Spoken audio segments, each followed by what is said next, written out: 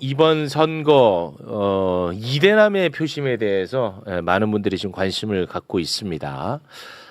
관련해 가지고 또 대한민국 최고의 전문가 아니겠습니까? 아, 그럼요. 예. 네. 황희두 이사님 박수로 맞이합니다. 네, 안녕하세요. 황희두입니다. 네. 오늘 저는 워낙 대단하신 분들이 나오셨기 때문에 제 10대 시절을 가면 벗고 솔직하게 말씀드리겠습니다. 그걸 벗어야 돼. 그래야 이거에 대한 정확한 이해가 되고 그렇지. 대안을 모색할 수 있다. 벗어. 그 시절로 돌아가서 오늘 얘기합니다. 와, 네. 너무 좋다. 너무 좋아. 지금 사실 그 이대남들이 민주당을 선택하지 않았잖아요. 네. 이제 그러다 보니까 이럴 때 이제 대책을 세운다고 많은 목소리들이 나와요.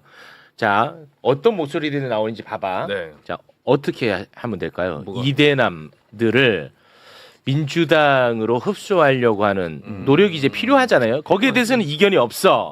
어떻게 하면 될 것 같아요? 그건 황희두가 10대 시절에 경험했던 일을 잘 들어보고 거기에 맞게 오, 대응을 해야 임경변. 된다고 어. 생각해요. 왜냐면 실제로 황희두 이사가 경험했던 일들이 지금의 20대가 겪는 거잖아요. 근데 네. 나이 든 사람들은 잘 몰라요, 솔직히 얘기하면.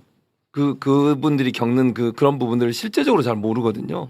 그리고 대책도 그러다 보니까 나이 든 사람 위주로 대책이 세워지니까 문제가 발생한다고 봐. 그래서 오늘 경청해야 된다고 생각해요, 저는. 지금 뭐 어찌됐든 이대남들 이대로 두면은 안 되잖아. 이제 그래서 이거 뭐 대책을 세운다고 뭐 민주당 의원분들도 몇 분 얘기하는 걸 들어봤어요. 그랬더니 이대남들의 목소리에 경청하고 더 낮은 자세로 이야기를 듣고 정책 효능감을 주면 그들도 또 민주당을 지지할 것이다.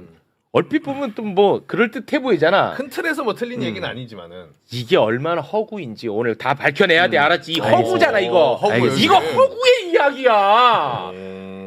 제가 그래서 아주 솔직하게 어. 그때 당시에 이런 멘탈리티를 오늘 좀 보여드리는 게 좋지 않을까. 여기 전문가분들이 또 나오셨으니까. 뭐 잠시 후에 예. 꺼냅니다. 예. 네. 저는 궁금한 게 왜 네. 하필 지금 이대남 얘기가 다시 나오죠?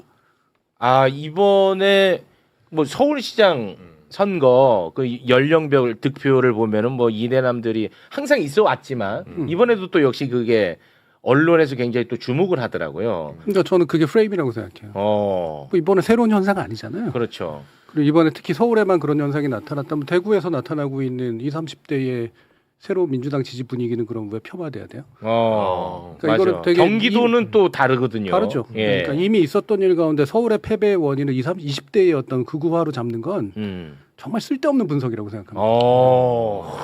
역시 여기는 좀 다른 얘기들 나오잖아. 이게 허구라는 거를 빨리 깨달아야 된다는 거야. 이런 거를 또 앞으로 엄청나게 활용할 애들이 또 존재해요. 정치권에. 이준석 같은 애들. 그리고 이제 한동훈도 아마 거기에 또 기댈 가능성이 높거든. 그럼 뭐 세대 포이론이다 뭐다 하면은 민주당은 이게 또 위축이 돼. 그러면서 또 이 잘못된 메시지 나오고 그렇죠. 꼬여갑니다. 맞죠? 예. 그거 오늘 정리해야 돼. 좋았다. 와. 우리 최진봉 교수님 만나면 더 낮은 자세로 이대남들의 목소리를 듣고 정책 효능감을 주면 그들도 이거 허구야. 예를 들어서 코스피가 5천 되기 전에는 네.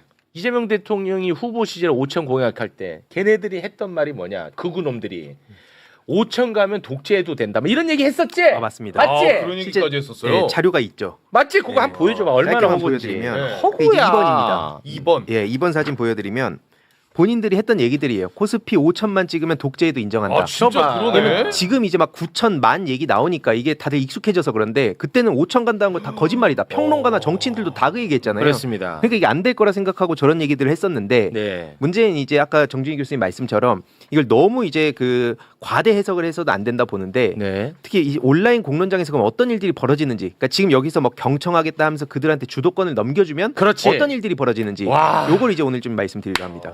와 진짜 너무 중요한 그렇죠. 테마 아닌가요? 네, 왜냐하면 여기서 다 꼬일 수가 있어. 네. 얘네들이 뭐 극우적인 발언을 하고 극우적인 행태를 하는 것들에 대해서 주도권을 넘겨줘서 거기에 빨려 들어가면 그럼 그들은 민주당에게 표를 줄 거냐? 세상은 망가지지 오히려. 저는 맞습니다. 그게 문재인 정부 말기에 나타났던 이미 겪었던 현상이라고 봐요. 아, 그때 뭐 문재인 정부 말기에 그 갑자기 뭐 서울시도 재보궐선거 들어가고 그리고 무슨 여러 가지 인국공 사태는 물론 초기에 있었지만 그 후기에 보면은 그 LH 사태라든가 이런 것들로 이제 표출된 뭐 부동산 민심이라든가 네. 이거를 20대에 뭔가 특화된 정책이 나오면 달랠 수 있을 것처럼 착각했단 말이에요. 아. 네. 한번 경험이 있네요. 근데 또 그쪽으로 갈 가능성이 지금 굉장히 높아졌어요. 그쵸. 지금 다 이대남 얘기하는 거 아시죠? 굉장히 그냥 상황이 벌어진 거를 저는 오히려 모면하려는 마음이 그런 걸 만든다고 봐요. 그러니까 이 사태의 정확한 원인을 분석하다 보면 다 자기들한테 화살을 쏴야 되거든요. 근데 그 화살을 피해가려고 하는 심리가 특정 어떤 집단의 어떤 성향에 대해서 이 문제 삼고 그거에 대해서 집중을 하면 마치 문제를 해결할 것처럼 그런 식으로 착각하는 프레임을 만들고 있다고 생각합니다. 의도적이든 비의도적이든 간에. 굉장히 한 대 세게 맞은 느낌이죠. 오늘 낮에 또 이거 이대남 설득해. 하고 왔지. 하고 왔어. 그죠? 진짜. 하고 왔어. 근데 이미 한 번 실패 사례가 있다는 거야. 문재인 정부 말기 때. 네. 오케이. 자, 그러면 일단 우리 예. 황희도 네. 이사님. 일단 17번부터 이제 시작을 하면 좋을 것 같은데 이제 문재인 정부 때 이제 교수님 말씀처럼 몇 가지 사안으로 이제 우리의 머릿속에 딱 그 대표적인 사례들이 남아 있어서 그렇지 과거 이제 제가 솔직하게 오늘 10대 시절로 돌아가서 말씀을 드린다고 했잖아요. 네. 그래서 요 사진은 뭐냐면 제가 프로게이머 시절에 임요한 선배한테 졌을 때 네. DC나 이런 데 난리가 났었어요. 당시에 이제 실시간으로 한 80만 명이 영상을 보고 곰TV가 터졌거든요, 그때. 그래서 커뮤니티 죄에다 이제 저에 대한 조롱이었는데 2010년이네요. 예, 2010년입니다. 그때 당시에 제가 요 무렵도 그렇고 프로게이머를 준비한다고 했던 시절 학교 다니다가 제가 자퇴를 했는데 그때의 멘탈리티가 어땠냐면 너무 그러니까 사회에 대한 분노가 컸어요. 왜냐면 프로게이머 한다고 할 때 다 무시하고 선생님, 뭐 친구들, 뭐 친척들 다 무시했거든요. 게임 페인이라고. 네, 게임 페인이라고. 그러면서 이제 게임 막상 했는데 또 제대로 안 되고 조롱만 당하니까 이 분노가 이제 어디로 향했냐면 일단 온라인 공간으로 이제 옮겨갑니다. 왜냐면 실제로 제가 사회에서 어떻게 할 수 있는 게 없으니까 그 분노들이 응축돼 가지고 온라인 공론장에서 제2의 자아를 만든 거죠. 그래서 굉장히 그런 데서 저도 키보드 워리어 생활을 많이 했습니다. 그래서 이제 이게 연결이 되는 건데 그 다음 18번 사진 보여드리면 당시 그래서 제가 이거 출구로 생각했던 것 중에 하나가 동기부여랑 자기개발 영상들이었습니다. 요즘 이게 엄청 많아졌죠. 네, 맞아요. 근데 이 내가 힘든 거는 뭐 이따 더 말씀드리겠지만 일단 내 문제를 극복해야 된다. 내가 너무 약했다. 그래서 이런 거 영상 보다 보니까 어느 순간 막 웅장한 음악 깔리고 네. 막 명언 나오고 그럼 이제 미치잖아요. 네. 여기에 열광하는 분들 많은데 이게 지금은 이제 성공 포르노라고 불리지만 이걸 보다 보면요. 복지 받는다 이런 거 되게 싫어하게 됩니다. 나약한 존재가 되는 것 같고 난 내 능력으로 극복해야 돼. 이게 능력주의랑 연결됐죠. 가난하면은 능력 없고 게으른 사람. 그렇죠. 돈 많은 사람은 자기가 자수성가한 사람. 그쵸. 요 프레이밍이 된다는 거군요. 그렇죠. 핑계 대지 마. 핑계 대지 너부터 마. 노력해. 이런 식으로. 밑바닥에서 다 올라온 거야. 우리가 이렇게 고생해서 성공했는데 이거를 왜 세금으로 다 떼가? 그쵸. 이것까지 연결됩니다. 맞습니다. 와, 좋았다. 제가 그 생각을 하다가 19번 사진 보여드리면 네. 정말 솔직하게 말씀드리는 겁니다. 그 네. 시절 제가 이제 그 관악구에 살다가 용산으로 딱 고등학생 때 이사를 와요. 근데 그때 그 동네 보통 초중고가 다 연결되잖아요. 그러니까 친구들은 다 잘 사는 애들이었어요. 근데 저는 막 오니까 이제 적응을 못하고 앞서 말씀드린 대로 프로게임 한다니까 더 배척을 당했죠. 네. 그러다 보니까 이제 어떤 생각을 하게 됐냐면 너무 힘든 거예요. 버티기가. 그래서 오른쪽에 보시면 이제 수도권 계급표라고 당시 이런 계급을 보면서 내 위치를 이제 정하게 됩니다. 난 지금 여기 사니까 다른 동네 사는 친구들보단 내가 낫네. 그러면서 위에 저보다 잘 사는 사람들에 대한 건 인정을 해요. 동경을 인정. 하면서 밑에 있는 친구들을 은연중에 저도 무시하기 시작하죠. 무시하지. 그때 당시에 그리고 서울시장 선거가 있었는데 그때가 오세훈 또 나왔을 때였습니다. 저희 아버지께서는 이제 그 민주당을 찍으라고 했는데 이해가 안 됐어요. 아니 왜 오세훈이 더 부자로 만들어준다는데 우리가 더 치고 올라가야지 강남 뛰어넘어야지 이런 생각을 하면서 몰입을 했었거든요. 그래서 당시에 뭐 민주당에서는 뭐 평등 뭐 이런 복지 뭐 이런 얘기들이 많았어요. 네. 예, 근데 이제 제 귀에는 하나도 안 들렸던 거죠. 물론 이제 아버지 때문에 찍기는 했습니다만 그런 것들이 이제 자연스럽게 어떻게 연결되냐면 미국, 일본 막 찬양하잖아요. 네. 그런 거랑 이제 전 연결이 된다 봅니다. 저도 그때 그랬거든요. 잘 나가는 사람들 동경하고 뭐 이런 식으로 잘 나가는 국가를 찬양하면 뭐 되는 것 같고. 네. 그게 이제 다음 사진이랑 연결해서 보면 야, 좋다. 재벌 기득권 권력자들을 제가 진짜 좋아했습니다. 그래서 그런 이야기들 책들 다 봤고요. 그런 사람들처럼 나도 돼야겠다 생각하고 열심히 노력하면서 창업자들의 이 경영 어록 같은 거 다 외우고 다녔어요. 특히 요 메이드 인 코리아가 최근에 좀 많이 흥행을 했는데 네. 이걸 보면 전 딱 그때 당시 심리가 떠오르더라고요. 강한 사람, 이 내 백, 든든한 사람이 필요하다. 힘에 대한 동경, 이걸 가지고 싶다. 그게 이제 이명박에 대한 찬양이랑 이렇게 연결이 됐던 연결되지. 거죠. 예, 재벌 지금 막 멸공하는 거 저희들 입장에서는 되게 우스꽝스럽지만 어쨌든 재벌이잖아. 돈 많잖아. 이렇게 연결이 되는 겁니다. 예, 이게 그래서 다음 사진으로 연결해서 말씀드리면 강자 동일 씨라는 책을 보면서 제가 너무 와닿았었거든요. 빨간색 부분만 간단히 말씀드리면 승자 편에 서서 마치 승자가 된 것처럼 행동하고 반드시 승자가 돼야 된다고 생각한다. 그러니까 어떻게든 이 기득권 집단에 들어가야 된다라고 하면서 내가 들어가게 되면 약자들을 더 짓밟게 되는 거죠. 내 노력 덕분에 여기 왔다고 이제 생각을 하게 되고 동시에 그러면서 이런 생각도 들긴 했습니다. 아니 뭐 신자유주의니 양극화니 얘기들은 뭔지는 알겠는데 그걸 내가 어떻게 바꿔? 내가 할 수 있는 건 그냥 열심히 노력해서 탑승하는 것밖에 없지 않나? 막차라도 타야지. 약간 이런 생각을 이제 하게 됐던 거고 결국엔 그런 생각들이랑 다음 사진으로 또 연결지어서 보면 그때 당시에 이제 커뮤니티나 페이스북 같은데 이런 짤들이 계속 올라왔습니다. 김관진 당시 장관이 북한에다가 응징하겠다. 뭐 성재기 남성연대 계속 페미니즘에 대해서 얘기하고 막 참교육했다는 영상 계속 올라오고 그래서 이걸 보면서 저도 반좌파 성향이 굉장히 강했어요. 그러니까 뭐 문재인 정부 때 이후로 갑자기 반좌파가 이렇게 늘어났다라고 얘기하는 것도 있지만 저는 그러면 어떻게 설명할 거냐 이거죠. 그때 당시에 저뿐만 아니라 주위에 같이 이런 커뮤니티하는 중거 집단에 있는 친구들은 대부분 다 반좌파였습니다. 좌파라는 단어만 들으면 되게 부끄러워하고 쪽팔려 했어요. 네, 이런 식으로 이게 계속 연결이 되는데 그런 의미에서 저한테도 뭐 페미가 문제다, 북한이 문제다, 586이 문제다 다 끊어내면 된다고 하는데 그걸 끊어내는 게 가능할지도 모르겠지만 그걸 한다고 해서 과연 그러면 지지를 해줄 거냐? 전 그걸 묻고 싶은 겁니다. 전 그때로 돌아가면 그렇게 한다고 안 찍거든요. 그냥 데리고 장난을 치죠. 네, 그런 것들이 연결되고 사실 23번으로 넘어가면 이 얘기들이 엄청 퍼졌던 것도 제 주변에 영향을 많이 미쳤었습니다. 저도 그렇고 친일하면 3대가 응하고 독립운동하면 3대가 망한다. 이런 이야기들을 보면서 어차피 좋은 일 해봤자 뭐 정의가 밥 먹여줘? 이런 생각을 하게 되고 그러면서 그런 지점에서 이제 이재명 대통령께서 최근에 민주주의가 밥 먹여준다는 사실 증명해야 된다. 이게 굉장히 중요한 워딩이었습니다. 이게. 그리고 이런 이야기들이 사라지게끔 해야 된다는 쪽으로 방향을 설정하신 게 굉장히 전 중요한 포인트라 요 서사를 계속 잘 살려가야 된다고 보고요. 네. 요 서사를 살리면서 예.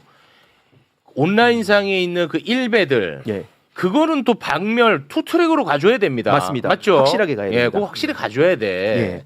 그거를 확실하게 이게 범죄화만 해야 돼. 맞습니다. 우리가 제도에서 예. 이런 것들을 계속 놔두니까 이게 재미가 되고 문화가 되고 이게 양지로 올라오게 되는. 맞습니다. 맞죠? 맞습니다. 이걸 아주 짧게 그냥 쭉 말씀을 드린 건데 다른 분들 자기들 식으로 이놈들이 아주 그 동경하는 게 전두환이잖아. 그 식으로 온라인상에 탱크로 밀어버려야 돼. 그 범죄에 대해서만큼은. 제가 짧게만 그러면 24번만 보여드리고 말씀 넘기면 실제로 실제로 사람들 눈치를 많이 보시네. 왜냐면 워낙 또 중요한 말씀들을 많이 듣고 아니 싶으실 거기에 것 이제 같아서 또 이제 들어갈 테니까. 그래. 네. 24번 보여드리면 이게 사실 그 이명박 재평가가 지금 돌아다니고 있어요. 아휴. 이게 그 정치권에서도 이걸 알아야 된다 보는데 전두환 얘기 나오면 뭐 이승만 얘기 나오면 야 저런 거 어떻게 재평가하겠냐 이랬던 거 불과 몇 년 전이거든요. 지금 대놓고 스타벅스나 막 대기업 껴가지고 그런 맞아. 얘기대로 양지화 나왔잖아요. 하잖아. 그렇지. 이명박 얘기도 지금 커뮤니티 일각에서 도는 거지. 사실 이것도 상상을 못 하셨을 겁니다. 맞아. 이런 얘기 도는 거. 네. 막 각하한테 편지 보냈다 답변 받았다 이런 얘기 돌고 있고요. 이게 야금야금 이번에 이명박 박근혜 또 돌아다녔죠. 그렇습니다. 조만간 윤석열보단 얘네가 낫지 않아? 그렇지. 그러면서 여길 또 합리적이라고 띄워줄 거예요. 맞습니다. 100% 이제 양지로 나옵니다. 이런 맞습니다. 식으로. 그럼 어느 순간 다시 정의가 그렇게 무너지는 거죠. 그렇지. 네. 요 정도. 이미 좋은데 지금. 너무 흥미로워요. 지금. 주변 분들 이제 워낙에 그 대단한 분들 많이 나오시니까 눈치를 많이 보네. 왜냐면 사실 다루고 싶은 게 다른 게 많은데 오늘 못 다룰 것 같아요. 아니 오늘 다룰 수 있어요. 그래요? 네. 예. 자, 눈치가 너무 많이 보여서 그러니까 예. 정준희 교수님. 근데 저는 이게 이제 그 본인의 자기 고백이잖아요. 네. 그리고 현재의 그 극우화된 20대 내지 30대 일부 그룹까지가 어느 기원을 가지고 어떤 심리적 메커니즘으로 현재까지 오게 됐나를 설명해주는 어떤 그 방식으로서는 유효하다고 생각을 해요. 그런데 저는 이제 이들이 어떤 그런 구체적으로 어떤 식으로 행동하느냐. 예를 들면 이명박을 띄운다고 해서 이명박을 진심으로 존경할까요? 예를 들면 그 뭐 이승만이나 박정희나 이런 사람들을 일부 표상으로 삼는다고 해서 네. 그들이 표방하는 어떤 철학이라든가 나름의 정치적인 어떤 경향을 자신의 것으로 학습하고 있을까요? 그건 또 아니에요. 저는 아니라고 봅니다. 수단으로 사용하는 거. 이들은 체계가 없어요. 사고의 체계가 없어요. 그러니까 이른바 철학이라고 부를 만한 나름의 가치관이라고 부를 만한 것들을 탄탄하게 구성하는 집단이 아닙니다. 기본적으로 굉장히 반대급부로 구성되어 있는 집단이에요. 그럼 이 반대급부를 하기 위해서 필요한 수단이죠. 이명박은. 왜? 윤석열은 날아갔으니까. 이제 없으니까. 기껏 찾아내는 거예요. 이명박이라든가 뭐 예전에 전두환이라든가 이런 걸 찾아내고 그거를 빌미로 삼아서 그 깃발 밑에 모여 있을 뿐이지 그것으로 표방되는 어떤 가치를 체계적으로 습득한 그런 집단은 아니라고 생각하는 게 좀 맞다고 봐요. 근데 이번에 그 20대의 표심이 서울하고 이 경기도가 좀 다르지 않았습니까? 잠깐 보고 갈까요? 서울 좀 소개를 한번 해주시겠습니까? 요건 이제 어찌됐든 출구조사를 근거로 해가지고 네, 맞아요. 만들어진 겁니다. 이게 100% 정확한 건 아닌데 이것도 조심해야 되는 게 사전 투표에 참여한 만약에 20대였다면 성향이 꽤 달랐을 거예요. 아 그러네. 그리고 사전 본투표뿐이 아. 출구조사는 안 되거든요. 네, 그래서 저는 출구조사가 점점 사실은 좀 조심해서 바라봐야 되는 수단이 되고 있다라고 저는 느끼는데 아 그렇긴 하겠네. 출구조사를 계속해야 되는 이유가 실제 투표하고 난 다음에 인구 비례상 어느 지역에서 어떤 성별이 누가 어떤 뭐 10대, 20대가 얼마나 투표했는지 알 수 있는 데이터가 출구조사뿐이 없거든요. 그래서 지속해야 될 이유가 있는 거예요. 하지만 점점 출구조사는 보편성을 담보하기가 굉장히 어려운 수단이 되고 있어요. 사전 투표했으면 진짜 좀 다르겠다. 아 다르겠네. 보통 본투표, 사전투표 성향 자체가 일단 다른데 이대남은 더 크게 아주 드라마틱하게 다를 가능성이 높겠네요. 네, 물론 이제 보정 과정 속에서 이제 전화조사나 이런 걸 통해 사전 투표에 참여한 10대나 20대 등에 대한 어떤 조사가 일부 투영돼 있을 거라고는 생각을 합니다만 이거를 가지고 마치 그 어떤 보편적 수치로서 이렇게 취급하기 시작을 하면 저는 상당한 오류가 생긴다고 생각합니다. 아 그래요. 그러면은 서울하고 지금 경기도를 조금 비교해서 이야기를 나눠볼까 했는데 그러니까 물론 비교는 가능하죠. 절대적인 수치로 보면 안 되죠. 네, 그 서울 일단 다시 한번 좀 띄워주시겠습니까? 서울 같은 경우는 저 2대 남녀가 오세훈에게 손을 들어줬어요. 특히 그 이대녀는 조금 더 이대녀는 적어놓은 뭐 그렇긴 합니다만 2대 남은 압도적이고 그리고 네. 3대 남녀. 3대 남녀는 요게 아주 특이한 지점이거든요. 네, 오세훈 쪽으로. 자 그런데 경기도는 또 양상이 달라요. 예. 경기도로 보면은 이대남은 양양자 쪽으로 갔지만 거의 비슷하고 2대녀, 3대녀는 뭐 압도적 추미애입니다. 예, 압도적 맞아요. 추미애. 압도적. 예, 이건 뭐 성별 이슈도 없어요. 두 분 다 여성이니까 후보자가. 요건 어떻게 봐야 돼요? 이 차이도 물론 요건 차이를 보는 거니까 네. 객관적인 차이 수치라기보다는 정도? 이 차이가 서울하고 경기도에서 왜 이렇게 나타날까? 자 짐작해 보건대 서울에 있는 20대, 30대는 자갈까요? 아니요. 아닐 가능성이 높을 것 같은데. 네. 아마 엄마 아빠가 강남에 살 가능성이 높겠죠. 엄마 아빠 집. 예. 그렇죠. 그러니까 20대, 30대에서 40대 이르는 이 과정에서 서울에서 이제 잡히는 이 표심의 상당 부분은 자가를 소유하고 있거나 뭔가 관련돼 있는 사람들이기보다는 자기가 속한 가족의 계급성을 넘겨받고 있을 가능성이 높아요. 네. 그러면 그 강남에서 뚜렷하게 나타나는 아주 강보수적 성향이 20대에게 이전되리라고 보는 거는 충분히 가능합니다. 네. 그런데 예를 들면 30대에서 아까 보면 이제 좀 이상하잖아요. 저기는 30대들이 경기도에서 자가를 갖고 있을 가능성들이 좀 더 높습니다. 서울보다는. 네. 30대는. 예, 왜냐하면 경기도는 밀려나가지고 또는 대안으로 선택하는 경우들이 많아요. 서울에 자기 직장을 두고 있지만 경기도에 가가지고는 내가 전세를 얻던 좀 더 낮은 가격에 집을 얻던 이런 심정으로 경기도에서 사는 경우들이 꽤 많단 말이에요. 그래서 서울에 거주하는 20대, 30대와 경기도에 거주하는 20대, 30대가 되게 그 계급적 구성이나 이런 면에서 상당히 다를 수 있다라고 하는 거. 네. 이거는 한번 생각해 볼 필요가 있다고 봅니다. 네, 뭐 단정 지을 수는 없지만 뭐 하나의 그 설로 저희가 또 네. 받아들이도록 하겠습니다. 최진봉 교수님.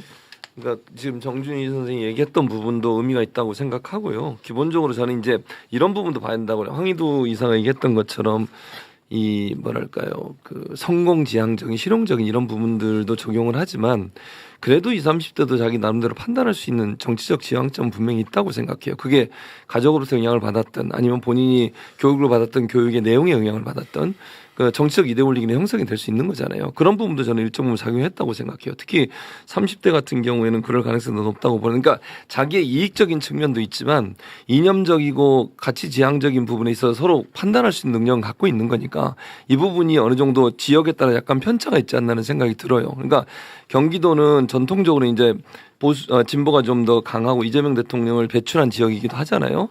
그곳에 사는 분들이 가족의 영향이든 여러 가지 영향을 통해서 정치 지향적인 부분도 진보적 성향이 있을 수 있다고 저는 보거든요. 네. 그러니까 이 두 가지가 합해졌다고 봐요. 어느 하나로만 얘기하기 좀 어렵다. 예를 들면 네. 단순히 그냥 경제적 이익이나 자기의 어떤 이익의 관점에서 보는 것도 플러스해서 네. 이념적 지향도 영향을 미쳤을 가능성이 있다고 보여져요. 지역별로. 네. 네, 말씀처럼 그래서 이제 그 지역의 20대 30대는 그 지역의 20대 30대일 거다라고 전제를 하고 그걸 가지고 왜 이 20대 30대는 이 지역마다 이런 식의 성향을 보일까 만약에 분석하려면 단순 분석하면 안 된다는 겁니다. 예, 여기에 배경으로 작동하는 건 적어도 4-5개 이상의 변수가 있을 거예요.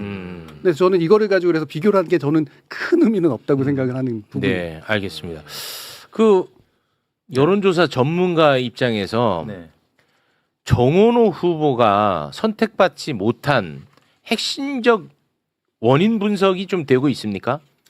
그 여러 전문가들의 분석이 어제 오늘 기사가 났는데 네. 일단 부동산 관련된 아, 그건 이따가 부동산 전문가 네, 나옵니다. 그런 부분들이 있고 부동산 또 하나는 이슈. 이제 오세훈 시장 측에서 정원호 후보한테 네거티브 이제 공세를 했던 게 뭐 해외 여행 과정에서 뭐 이런 여성과 관련된 논란들이 단기적이지만 20, 30대한테 영향을 미쳤다 이렇게 분석을 하는 분들도 계시는데요.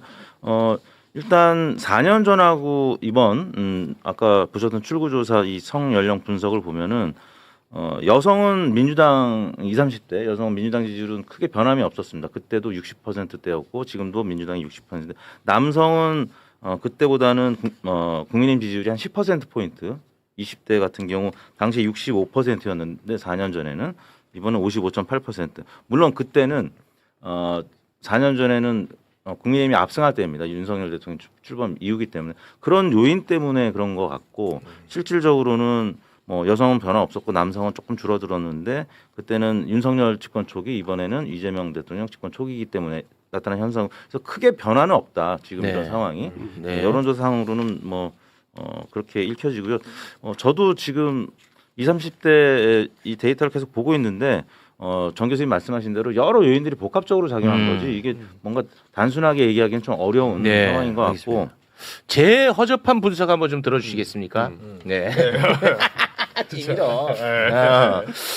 뭐 정원호 후보가 인지도에서 뭐 떨어졌다, 뭐 등등 굉장히 뭐 부동산에서 밀렸다, 뭐 엄청나게 많은 분석들이 나오고 있는데 제가 좀 어줍지 않게 분석을 좀 하자면 일단 두 갈식으로 말씀을 드리겠습니다. 민주당답지 못한 캠페인 때문에 민주당 지지자가 다 정원호에게 가지 못한 것 같아요.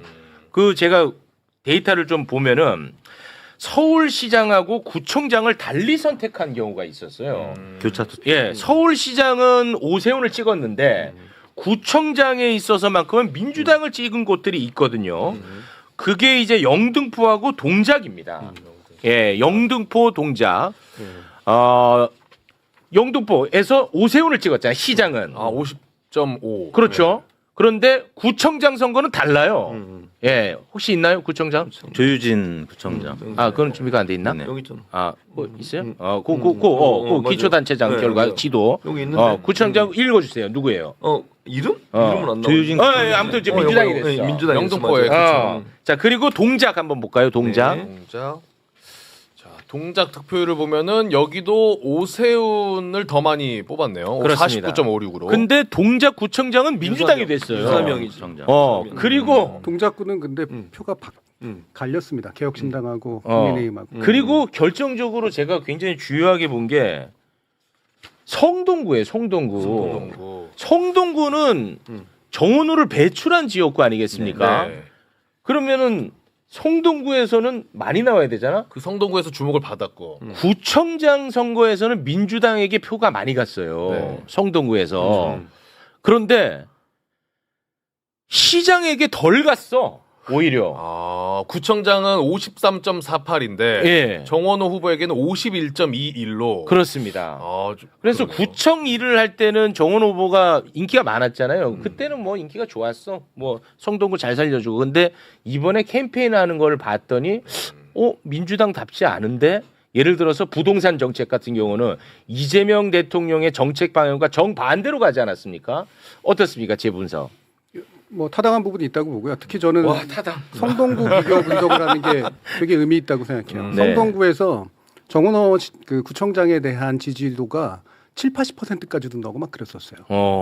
그 구청장 할 때는. 네네네. 그런데 시장 할 때는 훨씬 줄었지 않습니까? 확 줄었어. 네, 물론 그대로 쫓아갈 리는 없을 거라도 네. 충분히 생각할 수 있습니다만 다시 말하면 구청장으로서의 정원호를 평가하는 것과 시장 후보로서 정원호를 평가하는 게 경험해본 사람들조차 다르다는 겁니다. 네.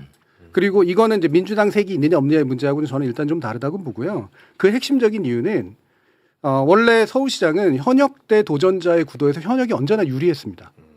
현역이 대부분이 훨씬 더 잘했어요. 네. 그리고 대부분의 이건 어느 나라든 간에 시장 선거에서는 현역이 보통 프리미엄을 얹고 가요. 그러면 이번에 오세훈 시장의 현역에 대해서 도전자로서의 정원호 후보자가 얻은 건 꽤 괜찮은 표입니다. 그 자체로 보면. 네. 근데 두 번째로는 초기에 시작한 거는 되게 차이가 컸어요. 네, 그렇죠. 네, 민주당의 후보면 많이 찍어줄 것 같았고 네. 정원호 후보면 그래 뭐 민주당의 후보면 찍어줄 것 같아. 네. 근데 이게 쭉 줄어들었거든요. 네. 점점. 점점 줄었습니다. 그렇습니다. 이 이유가 뭘까? 이거를 해명하는 게 굉장히 중요한 부분이라고 봐요. 네. 근데 성동구로 저거를 보면 서울시장은 대선 주자급이 정도가 되고 뭔가 유명한 인물이고 큰 인물이고 뭔가 급이 좀 높아야 된다라는 인식이 저는 작동하고 있다라고 생각을 합니다. 이거를 정원호 후보가 메워주지 못한 거예요.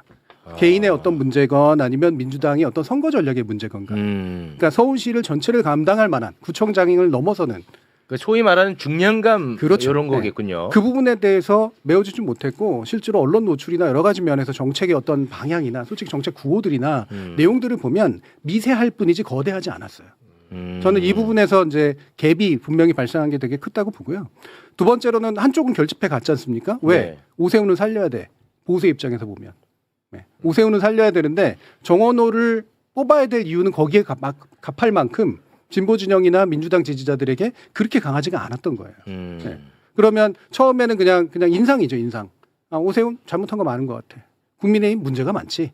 그래, 민주당한테 한번 맡겨봐. 정원호 괜찮다는데 이걸로 시작했다가 쭉 가보니까 급도 잘 모르겠고 오세훈은 그나마라도 대권 주자로서 살려놔야 될 것 같은 보수의 결집은 만들어지는데 그 반대가 되는 진보의 결집 내지 민주의 결집을 만들 만한 사안을 줬나 못 줬다는 거예요. 저는 그 부분이 이유라고 생각을 합니다. 네. 뭐 각자 뭐 이제 분석을 여러 가지로 한번 해보는 겁니다. 네, 뭐 하나의 분석을 여러분에게 강요하는 건 아닙니다. 네, 너무 화를 내지 마시고요. 화들이 좀 많이 내고 있어요. 화가 나는 결과니까 오세훈을 또 봐야 되니까. 네. 이 완전 나도 이게 받아들여지지가 않아 이 자체가. 그러면은 시간이 좀 많이 지나긴 했는데 이 선거 이후 혹시 좀 우리가 예상할 만한 큰 변화들 같은 것들이 있을 수 있을까요?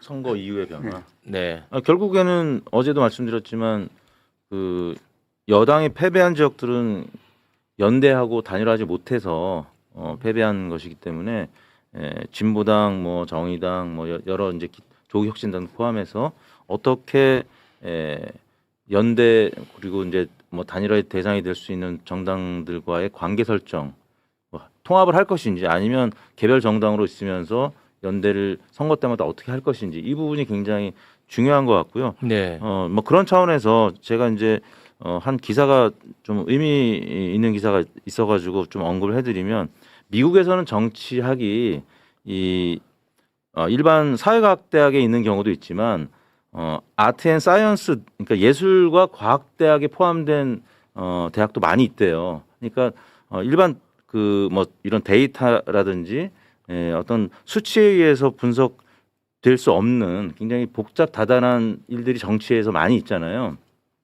우리가 이제 다양한 해석들이 나오고 그래서 종합 예술처럼 그 아트 앤 사이언스 단과대에 포함돼 있을 정도로 정치는 굉장히 상대적인 부분도 강하고, 그러니까 작용이 있으면 반작용이 강하고. 요번에 서울 같은 경우는 워낙 여론조사에서 정원 후보가 늘 앞서 갔기 네, 때문에 맞아요. 굉장히 진보 지지층이 이완된 측면이 있고 어제 나오셨던 박수현 후보의 경우에 사실 리얼미터 조사에서 완전히 붙은 결과가 나왔었거든요. 네. 그런 경우가 좀 다수 있었던 지역들은 오히려 진보층이 결집해서 투표장으로 많이 나왔는데 서울은 한 번도 진단의 생각을 해본 적이 없었고 뭐 전문가들도 그렇게 분석을 했기 때문에 네. 그래서 굉장히 상대적이라는 거죠. 말씀하신 대로 또 대권 주자의 그 등급이 우리가 일반적으로 유권자들이 얘기하는 대권 주자 그 후보의 지위가 대권 주자냐 아니면은 네. 뭐 구청장급이냐 뭐 이런 부분도 작용을 했을 거고 알겠습니다. 뭐 그런 여러 가지 복잡한 그 요인들이 있는 것 같습니다. 네. 뭐 한국말이 설툴어요? 왜 이렇게 설툴어 한국말이? 어제 그제 잠을 못 자가지고 예, 그럼 주무세요. 제가 지금 네, 그거 알지 머릿속에서만 이렇게 단어가 나오는데 여기서 좀 알겠습니다. 늦게 나오고 있습니다. 버퍼링이. 근데 저는 언제나 느끼는 건데 이 보수 정치하기에는 너무 편하고 쉬운 것 같아. 이번에도 보면은 언론에서 윤석열하고만 거리 뒀으면 당선됐다. 뭐 이런 타이틀 많이 뽑고 있지 않습니까? 뭐 장동혁하고만 거리 두면은 당선됐다. 예를 들어 대표적인 이제 오세훈, 한동훈 뭐 이런 경우인데 그 얼마나 쉬워. 아니 윤석열하고 거리 뒀다고 박수 받아. 우리가 신생아 때 밥만 먹어도 박수 받듯이. 근데 크고 나면은 우리가 많은 성과를 내야 박수 받는데. 그러 맞아요. 정치가 보수는 그냥 밥만 먹어도 박수 받아. 우리는 밥도 해야 되고 맛있어야 되고 건강해야 돼 또. 맞아. 진보는 아, 이 진짜. 문제가 참 어려운 것 같아요. 네. 예. 뭐 실제로 그런 억울함을 느낄만 하고요. 참 어려운 문제야. 그런 면에서 봤을 때도 그렇게 뭐 조금만 요만큼만 하면은 잘할 수 있었는데 왜 국민의힘이 이렇게 네 곳뿐이 안 됐을까요? 그렇게 따지면 예. 그래도 여전히 민주당이 많이 이겼잖아요. 많이 이기긴 많이 했죠. 이겼죠. 네. 그러니까 부산에서도 기대만큼 못했을 뿐이지 그렇습니다. 부산이나 경남에서도 상당히 잘했고 부산을 한번 보여드려야 돼. 네. 이건 자랑할 만해. 부산 같은 경우는 네. 부산 시민분들도 위대한 선택했고요. 이거 봐봐. 그럼요. 예. 2022년에는 다 빨갛잖아. 그런데 근데 오, 이렇게 바뀌었어. 진짜 그러네요. 예. 가운데 빼고는 양쪽으로. 네. 최진봉 교수님 이런 거 왜 좀 소개를 좀 해주세요. 아니 왜 안 해? 더불어민주당 7곳, 국민의힘이 9곳. 아니 왜냐면 여기 내 이름이 있어요. 깜짝 놀랐잖아요. 지금. 그래가지고 그런 거예요. 내 이름이 여기 왜 있냐고. 중구에 있네요. 중구의 최진봉. 국민의힘이야. 국민의힘. 흔한 이름도 아닌데. 성향은 좀 잘 맞네. 무슨 소리야? 야. 그리고 서울도 역시 완전히 딱 뒤집어졌거든요. 그럼요. 네, 너무 서울도 반대가 한번 좀 됐어요. 보고 갈까요? 서울도 구청장 선거. 2022년에 이제 민주당이 8개, 그다음에 17개가 국민의힘이었는데 반대로 구청장. 정반대가 됐어요. 정반대로 탁 예, 바뀌었어요. 17대 8로. 진짜 네. 정반대. 그러니까 엄청난 쾌거는 맞죠. 그렇죠. 그러니까 네. 서울이 이길 거라고 늘 생각했는데 진 거. 그리고 재보궐 선거에서 몇몇 한동훈. 되게 그 한동훈의 진출이라든가 이렇게 도저히 받아들이기 싫은 일이 일어난 거. 난 진짜. 예. 그리고 대구나 경남에서 잘했는데 진 거. 뭐 이런 게 이제 가지는 네. 그 실망감이 엄청나게 커서 그렇지. 네. 현재로서는 국민의힘이 정책이 좋다면 국민의힘 사람들은 되게 싫어할 거예요. 아. 아직도 자신들은 지옥을 경험하고 있다고 생각할 겁니다. 그럴까요? 솔직히 그렇죠. 다음 총선에 되게 힘들거든요. 이렇게 지방에 구청장 넘어가고 시장 넘어가고 그러면 총선이 굉장히 안 좋습니다. 그래서 총선이나 이런 정치하기에는 솔직히 좋지 않은 구도가 국민의힘한테 펼쳐지고 있는 건 맞아요. 네. 근데 전 이거를 지적해야 된다고 생각하는데 오히려 이제 약간 뒤집어 생각해 보면 국민들 또는 국민들의 다수 일부에게는 민주당이 이미 기득권으로 비추고 있습니다. 굉장히 강하다고 느껴요. 아. 굉장히 강하다고 느낍니다. 권력이네. 그럼요. 두 번이나 과반 의석을 차지한 정당이고요. 그렇죠. 국회에서. 그리고 바로 탄핵을 두 번이나 시킨 정당인데다가 대통령의 지지율도 엄청나게 높아요. 그렇지. 네. 그러면 지금 입법하고 행정부를 동시에 이렇게 강한 지지세를 가지고 움직일 수 있는 정당이다? 당연히 굉장히 큰 정당으로 느껴지죠. 센 네. 정당으로 느낍니다. 그러면 이 센 정당에게 요구하는 게 많은 건 당연해요. 그렇지. 네, 애초에. 그러면 조금이라도 뭔가 이렇게 틈 잡고 욕할 거리 생기면 욕하고 싶은 건 당연한 겁니다. 아. 그러니까 저는 이 복원력, 그러니까 이 큰 데 대한 복원력 내지 견제의 힘이 이번에 작동한 부분이 일부에서 꽤 크게 나타난 게 서울이라든가 등등에서 지금 우리가 느끼는 어떤 절망감이나 좌절감의 이유라고 생각을 해요. 그 얘기는 뒤집어 말하면 앞으로의 민주당은 소수파 정당으로서의 행동을 버려야 돼요. 아. 그러니까 내가 압도적인 지지를 유지할 수 있는 힘을 가진 정당이 되려면 뭐가 필요한가를 생각해야 됩니다. 네. 그런데 솔직히 말하면 그러지가 않아요. 지금의 민주당은. 그러니까 조금만 가도 뜨거워하고 있고 하지만 조금만 잘하면 되게 오만하고 아. 이 사이에서 왔다 갔다 한다니까요. 아. 여유가 있는 어떤 안정적 지배정당으로서의 모습이 약합니다. 저는 그것이 이번에 선거 과정에서 많이 드러났다고 생각을 해요. 아. 또 이렇게 하나하나 살펴보니까 엄청난 성과가 있었고 그리고 내가 예를 들어서 국민의힘 당원이라든지 당직자라면 그렇죠. 무서울 것 같긴 하네. 당연하죠. 진짜. 일부가 행정권력. 살아난 것만 신날 뿐이지 어. 그건 정파적으로 신난 거예요. 정당의 관점에서 보면 다 죽을 뻔했다가 조금 살아난 겁니다. 그러니까 지금 정준희 교수 얘기한 그러네. 부분에 연관시켜서 얘기를 해보면 이런 거예요. 이재명 대통령이 대표 시절부터 그런 얘기를 했잖아요. 중도로 확장을 하고 중도 보수적 성향을 보여야 된다는 게 큰 배가 갖고 있는 특징이에요. 그러니까 민주당이란 거대한 어떤 세력이 그렇게 오만하게 안 보이려면 너무 과격하게 또 소수 정당일 때 야당의 모습을 계속 유지하면 안 된다는 얘기를 하는 거예요. 근데 사실은 민주당이 그동안 해온 여러 얘기 중에 국민적 실망을 이끌어내거나 아니면 자만하고 오만한 태도를 보이는 일들이 몇 번 있었잖아요. 그것 때문에 반대로 공격이 들어오고 이번 선거 때도 사실은 그 특검법이나 아니면 공소시효를 추진하다가 이제 막 엄청난 역풍을 맞았잖아요. 국민의힘을 공격이 되고 대통령이 바로 정지를 시켰잖아요. 그런 게 필요하다는 거예요. 그러니까 큰 어떤 세력이라고 느껴지는 이 집단이 너무 과격하게 뭔가를 시도하려고 했을 때 그 어떤 견제 심리가 작동할 수 있는 그런 분위기가 형성돼 있는데 그걸 예전의 민주당의 모습에서 벗어나지 못하고 계속 그걸 또 시도하니까 문제가 발생한다는 거예요. 네. 그러니까 대통령이 하시는 것처럼 좀 중도 외연 확장도 하고 보수적 성향도 일정 부분 받아들이면서 좀 국민들에게 안정감을 줄 수 있는 그런 집단이 되면 훨씬 더 안정적으로 움직일 수 있는 그런 세력이 될 수도 있겠다. 그런 네. 생각이 들었어요. 저는. 아유 너무 고맙습니다. 그럼 방금 말씀하시는 게 이제 한 가지 볼 수 있는 시각이고 충분히 고민해야 되는 시각이라고 보고요. 이건 포용적 방향이죠. 그래서 포용적 방향은 잘 쓰면 굉장히 효과적입니다. 근데 잘못 쓰면 내부 분열이 일어나요. 네, 내부 분열 뭐냐면 우리가 이걸 해야 되는 정당이지 저걸 해야 되는 정당이야 이럴 수가 있단 말이에요. 그래서 포용적 길은 외부적으로는 상당한 효과가 있지만 내부적으로는 되게 위험할 수가 있습니다. 아참 어렵네. 그래서 큰 정당이 어려운 거예요. 그러면 저는 이 포용적 길을 어떻게 잘할 것인가도 이제 고민의 대상이 돼야 되지만 또 한 가지는 뭐냐 일관되고 체계적이어야 된다는 겁니다. 그냥 뭐 이렇게 무슨 망둥이 날뛰듯이 그냥 요럴 이것 땐 걸고 이렇게 저거 하고 저럴 땐 걸고 이렇게 하지 말고 이러면 안 된다는 원칙대로. 이번에 공천도 마찬가지였잖아요. 솔직히 말하면 연대에 대한 태도가 있었느냐 없었거든요.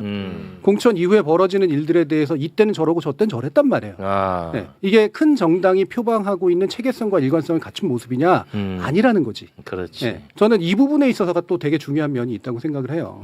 그게 뭐 공소 취소가 됐건 뭐가 됐건 간에 저는 공소 취소라든가 이런 거 너무 앞에 거는 거 기본적으로 대통령한테도 안 좋고 정당에도 안 좋다고 여러 번 얘기했었습니다. 그 이유가 뭐냐면 그거는 솔직히 말하면 그 국회의원들이 나서서 할 일이 아니거든요. 공소 취소 모임. 그럼요. 네. 그러니까 전체적으로 봤을 때 여기는 이미 행정부하고 입법부를 장악하고 있는 정당인데 전체적인 문제를 해결하라고 해야지 왜 부분적인 문제를 저렇게 해결하려고 해? 라고 하는 생각이 충분히 들 수 있죠. 그거를 걸고 나오려면 이유를 걸고 나와야 돼요. 이게 왜 대한민국에 필요하며 이게 왜 우리 정당이 이걸 끌고 갔을 때 정책이 유리한가 이걸 설득할 수 있어야죠. 근데 그게 정파적인 모습으로 비치는 거예요. 그런 그렇지. 것도. 공소 취소 모임의 그 또 중심에 계시지 않았었나 당시에? 내가? 아니었나? 내가 국회의원이야? 중심에 있게? 내가 국회의원이냐고? 진짜. 그 서울하고 부산 아까 이제 좀 비교를 했는데 부산은 굉장히 절박한 상황에서 도전하는 입장. 부산이 워낙 험지니까 전재수 후보가 굉장히 목 쉬고 난리 났었잖아요. 예, 그렇게 했죠. 근데 서울은 사실 도전자였는데도 아. 워낙 지지율이 높은 상태에서 좀 여유 있게 가다 보니까 너무 절박하지 점잖게 않았다라는 거고. 점잖게 했어. 예, 그 지지율이 그 득표율이 오세훈 후보가 49.199 지금 현재까지 지금 개표된 거 보면은 그다음에 정원호 후보는 48.13% 딱 1% 포인트 차이거든요. 네. 근데 거기다가 이제 우리가 신경 쓰지 못했던 정의당 권영국 후보가 1.03%를 득표했어요. 1.03. 03%. 그러면 49.16%가 됩니다. 0.01% 사실 이길 수 있었던 선거인데 그건 이제 진보당하고 울산만 생각해서 그렇지 서울은 네. 절박하지 못했기 때문에 정의당하고의 뭐 연대 사실 정의당은 우리의 관심의 대상이 아니었었고 그렇습니다. 그냥 권영국 후보 정도만 TV 토론 때 그리고 지지율이 높다 보니까 정원호 후보가 TV 토론 한 번 하고 안 했잖아요. 사실은 도전자 입장이고 절박했다면 사실은 지금 돌이켜 보면 두 번 세 번 했었어야 되는데 왜냐하면 오세훈 시장에 비해서 정원호 후보는 너무 안 알려진 인물인 건 또 사실이에요. 그런 부분이 결과론이지만 좀 아쉽다라는 얘기. 이 새로운 인물의 장점이 이제 참신함과 파이팅 뭐 이런 건데 캠페인에서는 약간 그 정반대의 캠페인을 좀 벌인 측면이 있는 것 같네요. 좀 방어적 수사적인 그거는 좀 아쉽네. 그거는 이제 전략의 문제니까 그건 뭐 수정이 가능하잖아요. 네, 그거는 뭐 어렵지 않게 수정할 것 같으니까 이런 얘기는 뭐 많이 하는 게 좋을 것 같네. 전략의 문제. 전략 차원에서 저는 좀 이제 드리고 아쉽네. 싶은 말씀이 이제 사진이랑 좀 보면서 조금 얘기해도 되나요?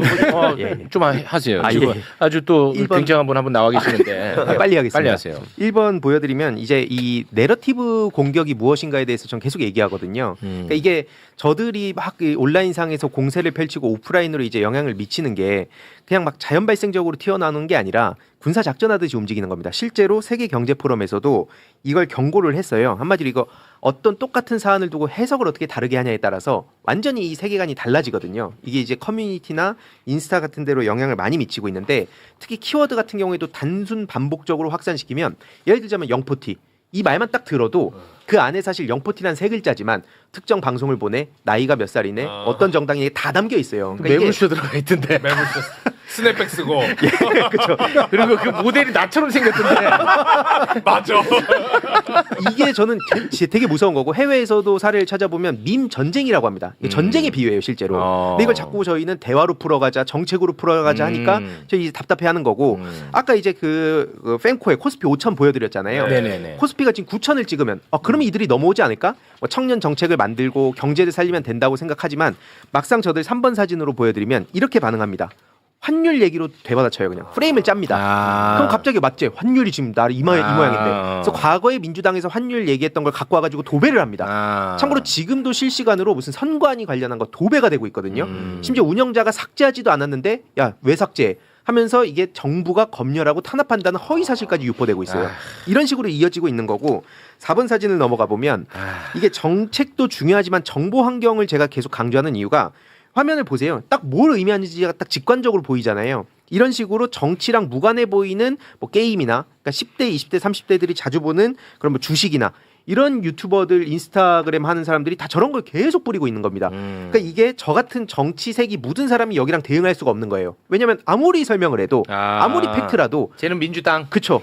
야, 저희 진영주의 진영 논리 아니야? 이렇게 되기 때문에 그래서 저를 응원하는 좀 유명한 분들도 계시지만 최대한 말을 못 하는 거예요.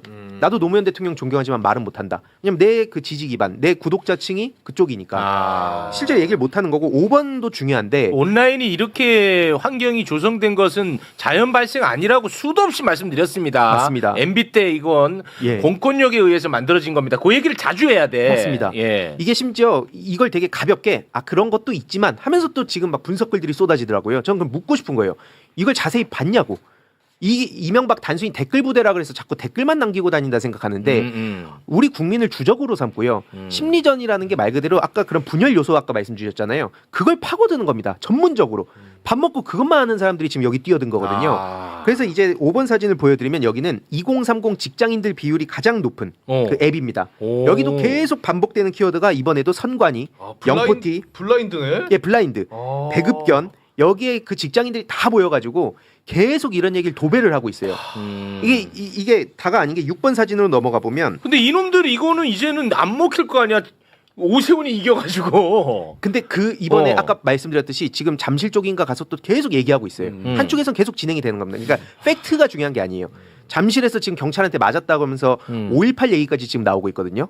니들이 한 5.18은 민주화 운동이고 지금 정부가 이렇게 지금 시민을 패고 있는데 이렇게 글 올라오고 있습니다. 아니 그러니까 부정선거를 해가지고 이재명 정부가 부정선거를 만들어서 오세훈을 당선시켰어?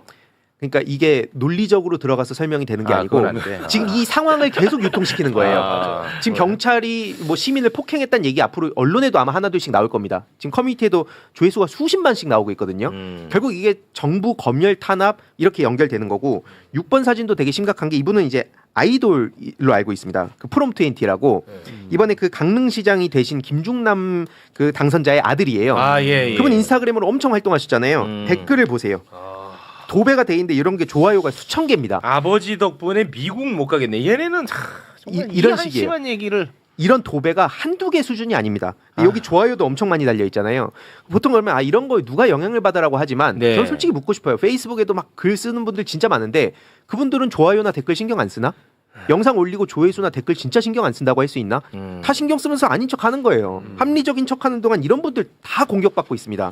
사실 7번 같은 경우에도 이제 큰별쌤이 이번에 사전투표 독려하셨는데 여기에 우르르 몰려가가지고 또 뭐 공산주의자다 뭐다 강사님. 난리를 쳤고요. 그러니까 이게 그런 차원에서 사전 제가 투표했다는 이유로 맞습니다. 욕을 먹는 겁니다. 네, 그냥 그 이후로 지금 막 좌 XX 욕을 먹고 있는데, 그러니까 이런 상황이라서 제가 10대, 20대들한테도 함부로 이제 인스타그램에 다 뛰어들라고 얘기를 못 하겠는 거예요. 이 문제가 해결이 안 되는 한 어떻게 제가 책임집니까? 그분들 욕 먹는 걸. 개인의 멘탈 문제, 가족 신상 다 털려요. 맞아요. 그래서 이게 결코 그 따로 볼 문제가 아니다. 네. 다 연결된 거고, 그런 차원에서 단기적인 백신 하나만 좀 말씀드리고 네. 마무리를 하자면 그래요.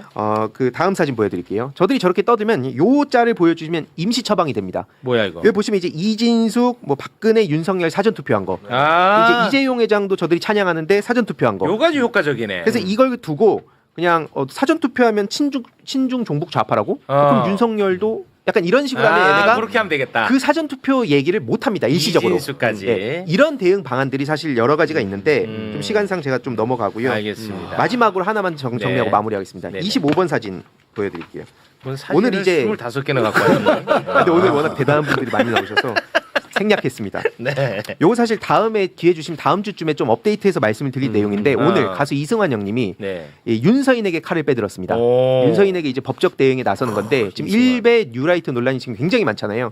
그 어떻게 보면 맨 앞에서 지금 대놓고 조롱을 한 게 한둘이 아닌데, 그래서 이제 저희 그 사이버 크래프트 제가 준비 중인 조직인데 여기에 또 이제 체계적으로 기록하고 수집하고 관리할 예정이라고 말씀드리니까 여기에 또 이제 후원을 해주시겠다고. 네. 이 조직을 지금 준비해서 밈 형태로 이제 좀 대응하는 것도 필요하다. 네. 구조 문제도 대응하고. 알겠습니다. 그걸 좀 준비했습니다. 자 보십시오. 지금 저희가 분석하고 이야기하는데 1시간이 지났어. 그러네. 그만큼 이 선거는 이 전쟁이고 종합예술이고 굉장히 입체적이고 복잡해.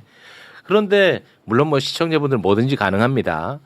그런데 몇몇 이제 스피커들은 정말 게으르게 다 유시민 때문에 졌다. 그냥 한마디.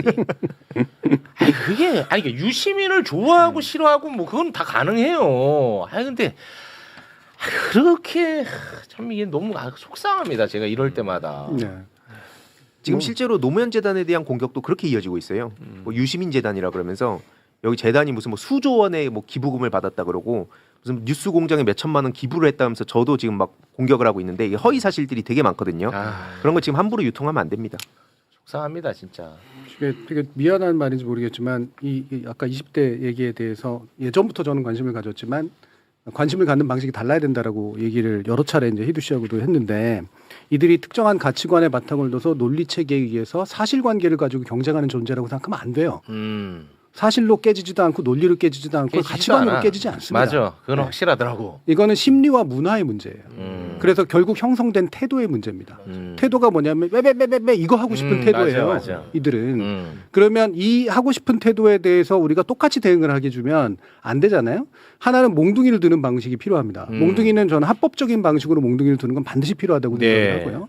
비합법적인 방식으로, 그러니까 약간 그런 것과는 약간 다른 방식, 문화적 방식은 희두 씨 같은 분들이 조롱에 대해서 대응하는 그들을 찌질하게 만드는 법, 그들을 쪽팔리게 만드는 법. 저는 이 방식으로, 그러니까 밈 대 밈으로 대응하는 또 부위가 또 있어야 된다고 생각을 해요. 그렇죠. 그리고 그 외의 영역에선 이들을 합리적으로 설득하는 게 아니라 권력으로 제압해야 됩니다. 법과 제도. 그렇죠. 권력이 전반적으로 밀어붙이는 방향에 의해서 쫓아가게 만들어야지 이들을 설득해서 우리 권력을 지지하게 만드는 방식, 저는 불가능할 거라고 생각을 해요. 네. 혹시 이번에 10초만 15번 사진. 아니 말씀 주셔서 15번. 네, 15번 사진 보여드리면 어, 이게 이제 제가 그 지지난 대선 때 마삼중이라 그래서 이준석이 이때 페이스북 차단한 거거든요. 그러니까 저도 다른 어떤 법적인 거, 뭐 정치적인 거 여러 가지 방안들을 고민해봤는데 앞에 이제 교수님 말씀 주셨듯이 그런 방식으로 이들은 타격을 안 받아요. 그래서 이게 실제로 저 옆에 있는 수많은 계정들 있잖아요. 풍자 계정들. 저 누군지도 모르는 분들입니다. 근데 이게 재밌으니까 따라 붙은 거예요. 그래서 이준석이 찌질해 보이고 이제 없어 보이니까, 왜냐면 16번으로 넘어가면 이준석이 평소에 한 말들이 있잖아요. 한 대 맞으면 두 대로 돌려준다. 그래서 맨날 정치인들 멱살 잡고 막 싸우는 듯이 했는데 막상 제가 토론하자 그러니까 계속 이제 안 하고 페이스북을 차단해 버린 거죠. 그 순간 이제 토론왕이라는 서사가 박살이 나면서 박살이 찌질해 나. 보이고 찌질해. 네, 그래서 이게 막 악마 같다, 나쁜 놈아, 이런 거 절대 저런 사람들 타격 안 받습니다. 되게 우스워 보이고 찌질해지는 거, 그런 걸 싫어하기 때문에 거기에 맞는 대응을 좀 별도로 준비 중입니다. 네, 그 수도 없이 우리가 이준석을 다루다 보니까 그래도 어느덧 이준석이 많이 줄어들었어요.